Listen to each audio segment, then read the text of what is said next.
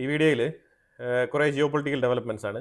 അപ്പോൾ ഇതിനകത്ത് ചിരിക്കണോ കരയണോ നമുക്കറിയത്തില്ല. ആ രീതിയിലാണ് ഈ വാർത്ത ഞാൻ പറയുന്നത്.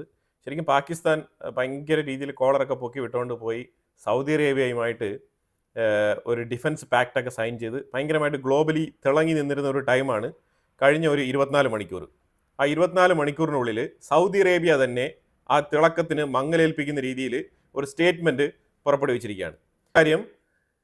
ഒന്നാമത്തെ കാര്യം, ഈ സൗദിയുമായിട്ടുള്ള ഈ ഒരു ഡിഫൻസ് ഡീൽ കഴിഞ്ഞ ഉടനെ തന്നെ പാകിസ്ഥാന്റെ ഡിഫൻസ് മിനിസ്റ്റർ ഖ്വാജ ആസിഫ് വലിയ രീതിയിൽ സ്റ്റേറ്റ്മെന്റ്, അറബ് രാജ്യങ്ങൾക്ക് ഏത് രാജ്യങ്ങൾക്ക് വേണമെങ്കിലും ഞങ്ങൾ സുരക്ഷാ കവചം ഒരുക്കുന്ന രീതിയിലുള്ള ഡിഫൻസ് പാക്റ്റുകൾ തരാൻ തയ്യാറാണ്. അതായത് ഇവര് ഇന്ത്യയുടെ മുന്നിൽ ഓപ്പറേഷൻ സിന്ദൂറിൽ അടി മേടിച്ച് കൂട്ടിയ ആൾക്കാർ അവിടെ ഇരുന്ന് ഡെയിലി ഓരോ തീവ്രവാദികൾ കരച്ചിലോട് കരച്ചിൽ, അത് ഗ്ലോബൽ മീഡിയ നല്ല രീതിയിൽ കവർ ചെയ്യുന്നുമുണ്ട്. ഒരു ദിവസം ജയ്ഷ് യമന്റെ ഒരു തീവ്രവാദി കരച്ചിലായിരുന്നു, ഇന്ത്യ തകർത്തടിച്ച് ഞങ്ങളുടെ കംപ്ലീറ്റ് സാമഗ്രികൾ നശിപ്പിച്ച്. പിന്നെ ഒരു ദിവസം മസൂദ് അസറിന്റെ എൻറ്റയർ ഫാമിലി തകർന്നു എന്ന് പറഞ്ഞിട്ട് അയാളൊരു കരച്ചിലായിരുന്നു. പിന്നെ ഇന്നലെയാണെങ്കിൽ ലഷ്കറിന്റെ ലീഡർ അയാളൊരു കരച്ചിൽ, ഞങ്ങളുടെ ഏറ്റവും വലിയ മോസ്ക് ആണ് തകർത്ത് കളഞ്ഞത്. മോസ്ക് മാത്രമല്ല, അതിനോടൊപ്പം ചേർന്ന് പ്രവർത്തിക്കുന്ന മദ്രസകളെല്ലാം തന്നെ തകർത്ത് കളഞ്ഞു. മൊത്തത്തിൽ തീവ്രവാദം പ്രചരിപ്പിക്കുന്ന, ഇന്ത്യ വിരുദ്ധത പ്രചരിപ്പിക്കുന്ന കംപ്ലീറ്റ് കാര്യങ്ങൾ അടിച്ച് തകർത്തു എന്നാണ് പറഞ്ഞു വെച്ചത്. പക്ഷെ എന്നാലും ഞങ്ങൾ വേറെ പുതിയ മോസ്ക് പണിയും എന്നാണ് പറഞ്ഞിരിക്കുന്നത്. അതിനോടൊപ്പം പാകിസ്ഥാൻ ഞങ്ങളെ സപ്പോർട്ട് ചെയ്യുന്നുണ്ട്. അവരുടെ ക്യാമ്പുകൾ എവിടെയൊക്കെ തകർക്കപ്പെട്ടോ ആ ക്യാമ്പുകളൊക്കെ തന്നെ റീബിൽഡ് ചെയ്യാൻ വേണ്ടിയിട്ട് പാകിസ്ഥാൻ അവരെ സഹായിക്കുമെന്നും കൂടി പറഞ്ഞു വെച്ചിട്ടുണ്ട്. ഈ സാഹചര്യത്തിൽ ഒരുവിധപ്പെട്ട അറബ് രാജ്യങ്ങളെല്ലാം തന്നെ ഇപ്പോൾ തീരുമാനിച്ചിരിക്കുന്നത്, പ്രത്യേകിച്ച് ഇന്ത്യയുമായിട്ട് നല്ല കച്ചവട ബന്ധത്തിലിരിക്കുന്ന രാജ്യങ്ങളെല്ലാം തന്നെയും, പ്രത്യേകിച്ച് കുവൈറ്റ്, ബഹ്റൈൻ, ഖത്തർ, ഇതേപോലത്തെ രാജ്യങ്ങളെല്ലാം പറഞ്ഞിരിക്കുന്നത്, തൽക്കാലം ഞങ്ങൾക്ക് എടുത്തു ചാടി പാകിസ്ഥാനുമായിട്ട് ഒരു ഡിഫൻസ് ഡീലിന്റെ ആവശ്യമില്ല, ഞങ്ങളെടുത്ത് ഞങ്ങളെ പ്രൊട്ടക്ട് ചെയ്യാനുള്ള ഇനഫ് കപ്പാസിറ്റി ഉണ്ട് എന്നാണ് പറയുന്നത്. സൗദി അറേബ്യ ജസ്റ്റ് അമേരിക്കയ്ക്കും അതേപോലെ ഇസ്രായേലിനും ചെറുതായിട്ടൊന്ന്, ശരിക്കും പാകിസ്ഥാന്റെ ഉള്ളിൽ സൗദി അറേബ്യ പ്ലൂട്ടോണിയം എൻറിച്ച്മെന്റിന്റെ ഭാഗമായിട്ട് ആ ഒരു റിസർച്ചിൽ കുറച്ച് പൈസ മുടക്കുന്നുണ്ട്. ഈ പ്ലൂട്ടോണിയം എന്ന് പറയുന്നത് ഈ ആണവായുധത്തിൽ ഇഗ്നൈറ്റർ ആയിട്ട് ഉപയോഗിക്കുന്ന ഒരു ഫ്യൂവൽ കണ്ടന്റ് ആണ്. അപ്പൊ അതിന് വേണ്ടിയിട്ട് കുറച്ച് ഫണ്ടിങ് ഒക്കെ സൗദി അറേബ്യ കൊടുത്തിട്ടുണ്ട്. അതാണ് ഈ ആണവായുധത്തിന്റെ ഉള്ളിൽ സൗദി അറേബ്യയുടെ ഇടപെടലുണ്ട്, ഫണ്ടിങ് ഉണ്ടെന്നൊക്കെ പറയുന്നത്. ഈ ഒരു പ്ലൂട്ടോണിയം റിസർച്ചിൽ മാത്രമാണ് സൗദി അറേബ്യയുടെ പങ്കുള്ളത്. അപ്പം പാകിസ്ഥാന് പണം വേണം. അതിന് വേണ്ടിയിട്ട് ഏതെങ്കിലും ഒരു സാഹചര്യം വന്നാൽ ഒരു ഗൾഫിലേക്ക് ഒരു മിലിറ്ററി ഫോഴ്സ് വേണം എന്നുണ്ടെങ്കിൽ പാകിസ്ഥാനിൽ നിന്നും കൂലിപ്പടയ്ക്ക് ആളിനെ കിട്ടും. അതിന് വേണ്ടിയിട്ടാണ് സൗദി അറേബ്യ, അതിന് വേണ്ടിയിട്ടാണ് ഒരു മുൻകരുതൽ എന്നുള്ള നിലയിൽ ഒരു അഡ്വാൻസ്ഡ് പ്ലാൻ ആയിട്ട് MBS ഈ ഒരു എഗ്രിമെന്റിലേക്ക് ഒപ്പിട്ടത്. മറ്റുള്ള അറബ് രാജ്യങ്ങളൊന്നും തന്നെ ഇതിന് തയ്യാറാവില്ല. അതാണ് നമ്പർ 1 കാര്യം. പല അറബ് രാജ്യങ്ങളും ഇത് തുറന്നു പറഞ്ഞു കഴിഞ്ഞു. അപ്പോൾ അതിൽ ഒരു നോസ് കട്ട് പാകിസ്ഥാന് കിട്ടിക്കഴിഞ്ഞു. സൗദി അറേബ്യയുടെ MBS തന്നെ സ്റ്റേറ്റ്മെന്റ് പുറത്തുവിട്ടിരിക്കുകയാണ്. ഇന്ത്യ സൗദി അറേബ്യ പാകിസ്ഥാനുമായിട്ടുള്ള ഒരു ഡിഫൻസ് കരാറുമായിട്ട് ബന്ധപ്പെട്ട് ഒരു രീതിയിലും ബോധപ്പെടേണ്ട ആവശ്യമില്ല. സൗദി അറേബ്യയും പാകിസ്ഥാനുമായിട്ടുള്ള ബന്ധം തികച്ചും സെപ്പറേറ്റ് ആണ്, ഇന്ത്യയുമായിട്ട് ബന്ധപ്പെട്ടതേ അല്ല. ഇന്ത്യക്കും പാകിസ്ഥാനുമുള്ള പ്രശ്നത്തിൽ സൗദി അറേബ്യ ഇടപെടില്ല എന്നുള്ളത് വളരെ വെട്ടി തുറന്ന് പറഞ്ഞിരിക്കുകയാണ്.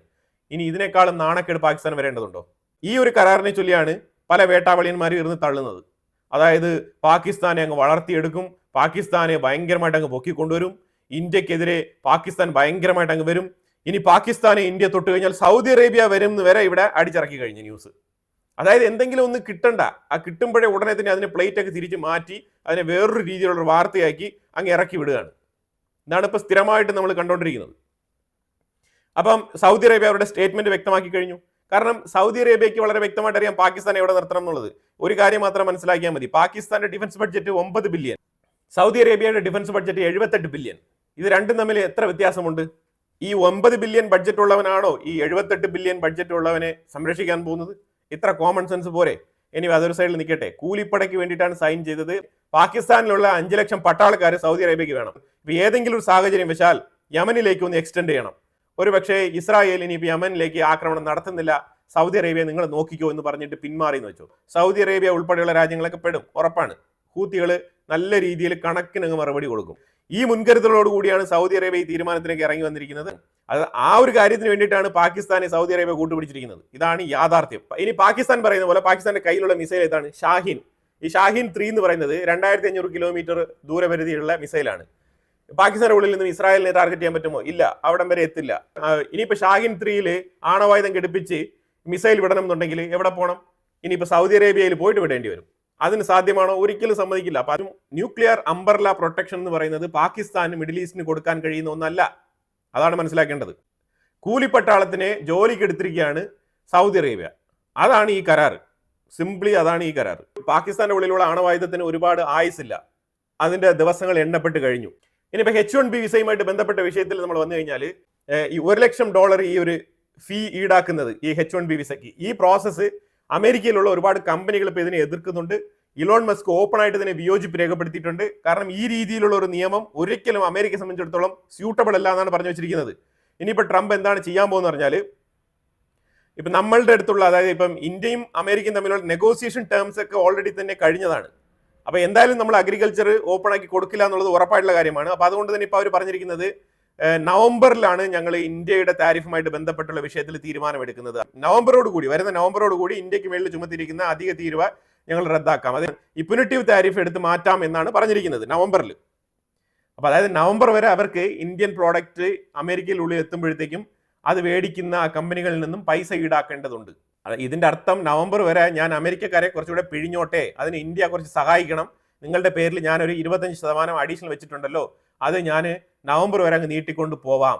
കാരണം യൂറോപ്പ് തന്നെ സാങ്ഷൻ ഏർപ്പെടുത്തുന്നില്ല. ആ സാഹചര്യത്തിലാണ് അമേരിക്ക വന്ന് സാങ്ഷൻ ഏർപ്പെടുത്തുന്നത്. ഇപ്പൊ യൂറോപ്യൻ യൂണിയൻ ചെറുതായിട്ട് ഒരു അസ്വസ്ഥത പ്രകടിപ്പിച്ചുകൊണ്ടിരിക്കുകയാണ് അമേരിക്കയോടൊപ്പം. കാരണം വേറെ ഒന്നുമില്ല, അവര് ചൈനയെ നീക്കി വെച്ചിരിക്കുകയാണ്. ചൈനയും റഷ്യയും തമ്മിലുള്ള ബന്ധം അവർക്ക് വല്ലാത്ത രീതിയിലുള്ള ബുദ്ധിമുട്ടുണ്ടാക്കുന്നുണ്ട്. അതുകൊണ്ട് ചൈനയെ അവർ നീക്കി വെച്ചിരിക്കുകയാണ്. ആ സാഹചര്യത്തിൽ അമേരിക്കയുമായിട്ട് ബന്ധപ്പെട്ടിട്ടാണ് ഈ ചൈനയെ തന്നെ അവർ മാറ്റി നിർത്തിയിരിക്കുന്നത്. ആ സാഹചര്യത്തിൽ ട്രംപ് ഷീ ജിൻപിങ്ങിനെ ഫോൺ വിളിച്ച് സംസാരിച്ചിട്ടുണ്ട്. അതായത് ഞാൻ ചൈനയിലേക്ക് വരാം, ഷീ ജിൻപിങ് അമേരിക്കയിലേക്ക് വരണം, നമ്മൾ തമ്മിൽ പല ബിസിനസ് ഡീലുകൾ ചർച്ച ചെയ്യേണ്ടതുണ്ട്. അതുപോലെ ടിക്ടോക്കിന്റെ ഡീലുമായിട്ട് ബന്ധപ്പെട്ട്, നിങ്ങളുടെ താരിഫുമായിട്ട് ബന്ധപ്പെട്ട്, ഈ ഫെന്റനൈലിന്റെ വിഷയങ്ങളൊക്കെ ഒന്ന് ചേർത്ത് സംസാരിക്കാം, നമുക്ക് ഒരു പ്രൊഡക്റ്റീവ് ആയിട്ടുള്ള ഒരു മീറ്റിംഗ് നടത്താം എന്നാണ് പറഞ്ഞിരിക്കുന്നത്. അതായത് ചൈനയുമായിട്ട് കുറച്ചുകൂടെ കാച്ചപ്പ് ആയിട്ട് ഈ റെയർ എർത്ത് എലമെന്റ്സുമായിട്ട് ബന്ധപ്പെട്ട വിഷയങ്ങളിലൊക്കെ ഒരു തീരുമാനം ഉണ്ടാക്കാം എന്നാണ് ട്രംപ് പറഞ്ഞുകൊണ്ടിരിക്കുന്നത്. ഇത് ശരിക്കും യൂറോപ്പിനെ ഞെട്ടിച്ചിരിക്കുകയാണ്. കാരണം ചൈനയാണ് ഏറ്റവും കൂടുതൽ റഷ്യയെ ഫീഡ് ചെയ്യുന്ന രാജ്യം. ആ സാഹചര്യത്തിൽ യൂറോപ്യൻ യൂണിയനെ കൊണ്ട് ചൈനയെ മാറ്റി നിർത്തിപ്പിച്ചിട്ട് ഇപ്പൊ അമേരിക്ക ചൈനയോടൊപ്പം പോകുന്ന ഒരു സാഹചര്യം, ഇതിനെ ശരിക്കും ഒരു ബാക്ക് സ്റ്റാപ്പായിട്ട് തന്നെയാണ് യൂറോപ്യൻ യൂണിയൻ കണക്കാക്കുന്നത്. ട്രംപിനെ സംബന്ധിച്ചിടത്തോളം ഒരു കാര്യം മനസ്സിലാക്കിയാൽ മതി, ട്രംപ് ഒരു ഓപ്പർച്യൂണിറ്റിസ്റ്റ് ആണ്. ട്രംപിന് ഒരു ഡീപ്പ് ഫ്രണ്ട്ഷിപ്പോ അല്ലെങ്കിൽ ഫ്രണ്ട്ലി നേഷനോ അല്ലെങ്കിൽ പൊതുജനങ്ങളുടെ കൺസേൺ ഇതൊന്നും ട്രംപ് നോക്കാറില്ല. ട്രംപ് ഒരു ഓപ്പർച്യൂണിറ്റിസ്റ്റ് ആണ്. അയാൾ ഓപ്പർച്യൂണിറ്റി എവിടെ ഉണ്ടോ അവിടെ പോയി വീഴും, മൂക്കും കുത്തി വീഴും. അതാണ് ഇതുവരെ കണ്ടിട്ടുള്ള റിയാലിറ്റി. ഇനിയിപ്പം അമേരിക്കയിലെ ടെക് കമ്പനികൾ നേരിടാൻ പോകുന്ന വെല്ലുവിളി, അമേരിക്കയിലെ ടെക് കമ്പനികളൊക്കെ ഇപ്പൊ പറഞ്ഞുകൊണ്ടിരിക്കുന്നത്, ആരെങ്കിലും H1B വിസയിലുള്ള ആൾക്കാർ വെക്കേഷന് പോയിട്ടുണ്ടെങ്കിൽ അവരെല്ലാം തന്നെ ഇമ്മീഡിയറ്റ് ആയിട്ട് 21-ാം തീയതിക്ക് ഉള്ളിൽ അമേരിക്കയുടെ ഉള്ളിലേക്ക് എൻ്റർ ആയിക്കോ എന്നാണ് പറഞ്ഞിരിക്കുന്നത്. അത് വളരെ ഷോർട്ട് ടൈം, അതിനുള്ളിൽ അമേരിക്കയ്ക്ക് പോയി എങ്ങനെയെങ്കിലും പോയി എയർപോർട്ടിലെങ്കിലും എത്തി അങ്ങ് വീഴുക.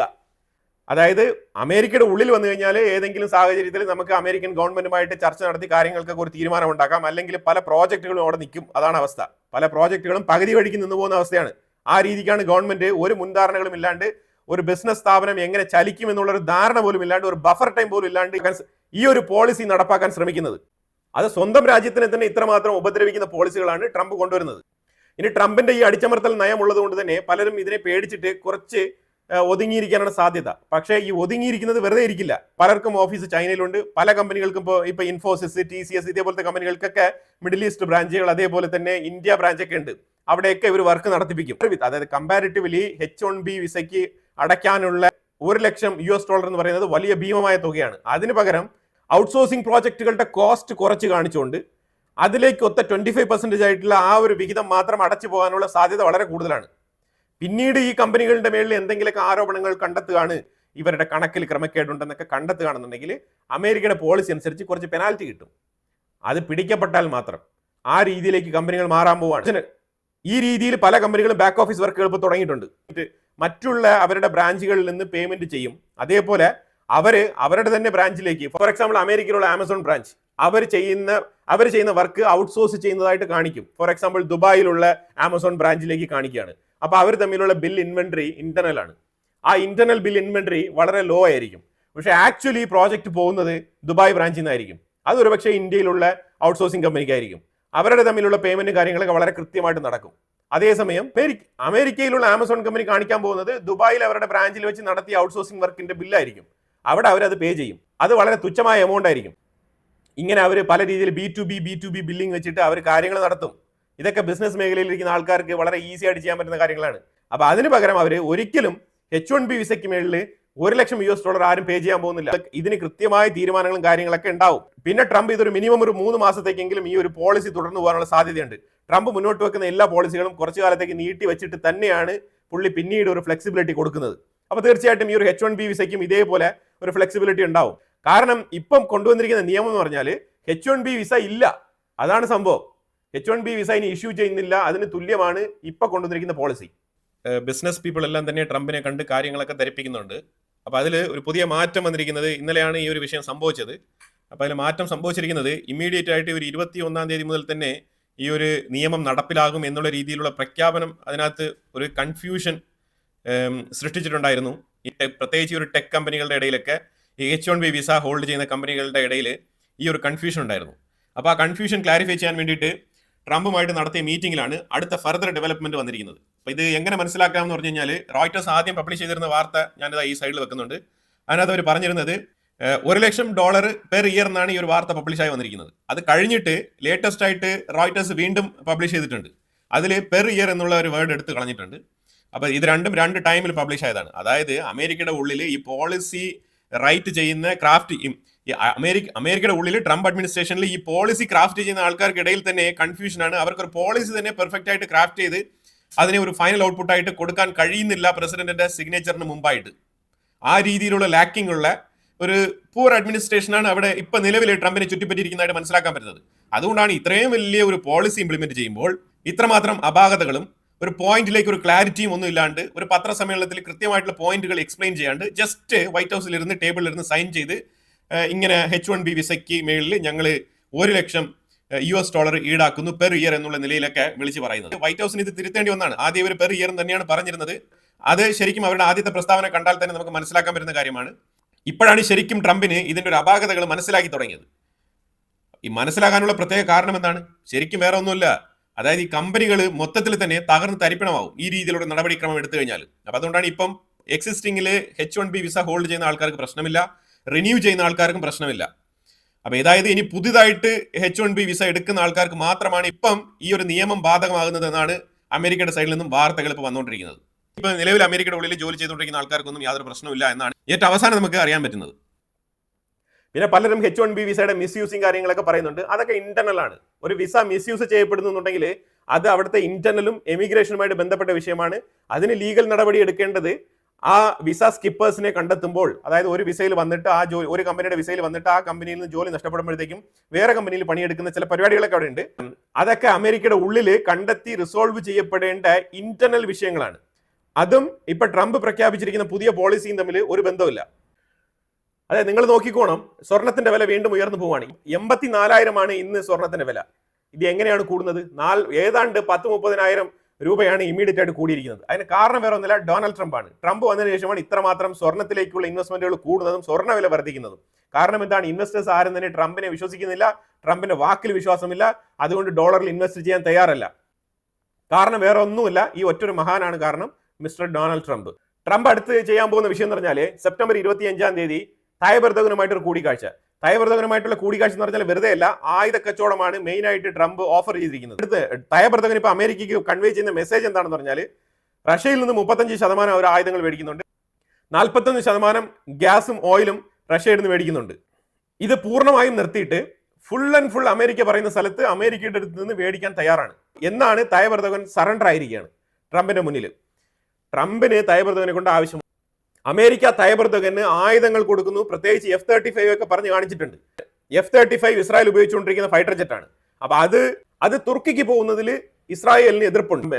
ഇസ്രായേൽ എതിർപ്പ് കൃത്യമായിട്ട് പ്രകടിപ്പിച്ചിട്ടുണ്ട് അമേരിക്കയുടെ അടുത്ത്. അപ്പൊ അതുകൊണ്ട് തുർക്കിയുടെ വിഷയത്തിൽ ഇസ്രായേലും അമേരിക്കയും തമ്മിൽ ചെറിയ ആശയക്കുഴപ്പമുണ്ട്, അതാണ് യാഥാർത്ഥ്യം. പക്ഷേ ഇപ്പോൾ ട്രംപ് എന്താണ് ഉദ്ദേശിക്കുന്നത് പറഞ്ഞാൽ സിറിയയിൽ ഒരു മെയിൻ പ്ലേ, അതും ഇസ്രായേലിന് വേണ്ടിയിട്ട് തന്നെയാണ്. കാരണം ഇസ്രായേൽ എന്ന് പറഞ്ഞാൽ ഇപ്പൊ നിലവിൽ ഗാസയെ അനക്സ് ചെയ്യാൻ പോവാണ്, അതുപോലെ വെസ്റ്റ് ബാങ്കിനെ അനക്സ് ചെയ്യാൻ പോവാണ്, അതുപോലെ സിറിയയിലുള്ള ഗോലാൻ ഹെയ്റ്റ്സ് ഭാഗം അതെല്ലാം തന്നെ അനക്സ് ചെയ്യാൻ പോവാണ്. ഇതൊക്കെ നമ്മൾ ഇതിന് മുമ്പുള്ള വീഡിയോയിൽ പറഞ്ഞിട്ടുണ്ട്. പക്ഷെ വളരെ വ്യക്തമായിട്ടുള്ള തീരുമാനങ്ങളാണ് ഇപ്പൊ നടന്നുകൊണ്ടിരിക്കുന്നത്. അപ്പൊ അതിലുപരിയായിട്ട് സിറിയക്കുള്ളിൽ കുറച്ച് നോ ഫ്ലൈ സോൺ, അഥവാ ഈ സിറിയയുടെ നിലവിലത്തെ HTS എന്ന് പറഞ്ഞ ആ ഭരണകൂടം ഒരു രീതിയിലും ഇടപെടാത്ത രീതിയിൽ അൽ സുവൈദ മേഖല, അതായത് ഡ്രൂസ് കമ്മ്യൂണിറ്റി താമസിക്കുന്ന ആ ഒരു സ്ഥലം പ്രൊട്ടക്ട് ചെയ്യേണ്ടതുണ്ട്. അതിന് തായ്ബ് എർദോഗന്റെ സപ്പോർട്ട് വളരെ വളരെ അനിവാര്യമാണ്. ട്രംപ് പറഞ്ഞാൽ തായ്ബ് എർദോഗൻ കേൾക്കും. അങ്ങനെ കേൾക്കണം എന്നുണ്ടെങ്കിൽ ഈ രീതിയിലുള്ള ഒരു മ്യൂച്വൽ അണ്ടർസ്റ്റാൻഡിംഗ് വേണം. അതിന് വേണ്ടിയിട്ടാണ് ട്രംപ് ശ്രമിക്കുന്നതായിട്ട് മനസ്സിലാക്കാൻ പറ്റുന്നത്. അപ്പോൾ ആ സിറിയയുടെ പ്രോസസ്സ് കഴിയുന്നത് വരെ ഇസ്രായേൽ ഒന്ന് സൈലന്റ് ആയിട്ടിരിക്കും. അതുവരെ അമേരിക്ക ഈ ഒരു ആയുധങ്ങൾ കൊടുക്കാം എന്ന് പറയും. ഇതിനു മുമ്പും ഇതേപോലെ കൊടുക്കാം എന്ന് പലതവണ പറഞ്ഞിട്ടുണ്ട്. പക്ഷേ ഇതുവരെ കൊടുത്തിട്ടില്ല F-35. അപ്പൊ അതേ ഒരു ലെവലിൽ തന്നെ കൊണ്ടുപോകാനാണ് സാധ്യത. ബുദ്ധി ഉണ്ടെങ്കിൽ അമേരിക്കയുടെ കാര്യങ്ങൾ മനസ്സിലാക്കിക്കൊണ്ട് പെരുമാറാൻ കഴിയും. അല്ലാന്നുണ്ടെങ്കിൽ ഈ ആയുധം കിട്ടും എന്ന് പറഞ്ഞ് മോഹിച്ചിട്ട് അമേരിക്കയ്ക്ക് കുറച്ച് ഡോളറൊക്കെ അങ്ങോട്ട് കൊടുക്കാം. പക്ഷെ അവിടെ നിന്നൊന്നും കിട്ടാൻ പോകുന്നില്ല. അതാണ് മനസ്സിലാക്കേണ്ടത്. അതുപോലെ തന്നെ ഈജിപ്റ്റ് സൈനായ് സൈഡില് ഭയങ്കരമായിട്ടുള്ള മിലിറ്ററി ഡ്രില്ല്, പ്രത്യേകിച്ച് ഇസ്രായേൽ ഖത്തറിന് മേൽ ആക്രമണം നടത്തി ഇപ്പോൾ ഒരു അറബ് മീറ്റിംഗ് ഒക്കെ സംഭവിച്ചല്ലോ. അത് കഴിഞ്ഞപാടെ ഈജിപ്റ്റ് സൈനായ് സൈഡിൽ വന്നിട്ട് ഭയങ്കരമായിട്ടുള്ള പ്രകടനങ്ങൾ. അപ്പൊ ഇസ്രായേൽ അമേരിക്ക വിളിച്ചെന്ന് പറഞ്ഞിട്ടുണ്ട്. അതായത് ഈജിപ്റ്റ് അബ്ദുൽ ഫത്താഹ് LSCയുടെ ടീമുകൾ ഇവിടെ കിടന്ന് ഭയങ്കര അഭ്യാസം, യുവമാരെ ഒന്ന് മാറ്റി നിർത്തിക്കോണം, ഇല്ലാന്നുണ്ടെങ്കിൽ നമ്മളുടെ F-35 ചിലപ്പോൾ അതിലെ ഒന്ന് കറങ്ങി വന്നെന്ന് വരും. അങ്ങനെ കറങ്ങി വരുമ്പോഴത്തേക്കും താഴത്തെ ഈജിപ്ഷ്യൻ മിലിറ്ററി പരേഡ് നടക്കുന്ന സ്ഥലത്ത് 1-2 ബോംബുകൾ ഇട്ട് കഴിഞ്ഞാൽ വല്ലതും കുഴപ്പമുണ്ടോ എന്ന് അമേരിക്ക എടുത്ത് ചോദിച്ചിട്ടുള്ളതായിട്ടാണ് വാർത്തകൾ വരുന്നത്. അപ്പൊ അതിനെ തുടർന്ന് അമേരിക്ക ഈജിപ്തിന് ഇപ്പം വാണിംഗ് കൊടുത്തിരിക്കുകയാണ്. നിങ്ങൾ ആ പരിസരത്ത് കൂടുതൽ കിടന്ന് തിളയ്ക്കേണ്ട ആവശ്യമൊന്നുമില്ല, നിങ്ങൾ എല്ലാ സാമഗ്രികളും കെട്ടിപ്പറക്കിക്കൊണ്ട് നിങ്ങളുടെ സ്ഥലങ്ങളിലേക്ക് പോവുക, കൂടുതൽ സൈനായ് പ്രൊവിൻസിൽ കിടന്ന് തിളയ്ക്കേണ്ട ആവശ്യമില്ല എന്നാണ് പറഞ്ഞിരിക്കുന്നത്. അബ്ദുൽ ഫത്താഹ് LSC അറിയാമല്ലോ, അതായത് എല്ലാവർക്കും മിഡിൽ ഈസ്റ്റിൽ ഞാനാണ് വലുത്, എൻ്റെ അടുത്താണ് കൂടുതൽ ആയുധങ്ങളുള്ളത്, ഞാനാണ് ഇവിടുത്തെ ഏറ്റവും ശക്തിമാൻ എന്നൊക്കെ തെളിയിക്കണം. അതിന്റെ ഒരു അഭ്യാസമാണ് ഇപ്പൊ നടന്നുകൊണ്ടിരിക്കുന്നത്. ഹമാസ് ആണെങ്കിൽ 48 ബന്ദികളുടെ ഫോട്ടോ പ്രദർശിപ്പിച്ചുകൊണ്ട് ഒരു വലിയ ബാനർ അടിച്ചിറക്കിയിരിക്കുകയാണ്. എന്നിട്ട് പറയുന്നത് ഈ 48 പേരുടെയും ജീവൻ ഇസ്രായേലിന്റെ കയ്യിലാണ്, ഞങ്ങളുടെ കയ്യിലല്ല. നിങ്ങളുടെ ഈ ഒരു അതിരൂക്ഷമായ നിലയിലുള്ള ആക്രമണത്തിൽ ഇതിൽ പലരും കൊല്ലപ്പെട്ടേക്കാം, ഇവരുടെയൊക്കെ ജീവൻ നിങ്ങളുടെ കയ്യിലാണ്, ഞങ്ങളുടെ കയ്യിലല്ല. അവസാനം ഞങ്ങളെ കുറ്റം പറയരുത് എന്നുള്ള രീതിയിൽ ഒരു മുൻകൂർ ജാമ്യം എടുത്തിട്ടുണ്ട്. തീർച്ചയായിട്ടും പാകിസ്ഥാന് സൗദി അറേബ്യ കൊടുത്ത ഒരു മറുപടി വളരെ ക്ലാസിക്കാണ്. അപ്പൊ എന്തായാലും ഇതിനെക്കുറിച്ച് അഭിപ്രായങ്ങൾ കമന്റ് ബോക്സിൽ രേഖപ്പെടുത്തുക. കൂടുതൽ വാർത്തകളുമായിട്ട് അടുത്ത വീഡിയോയിൽ വരാം. Thank you so much.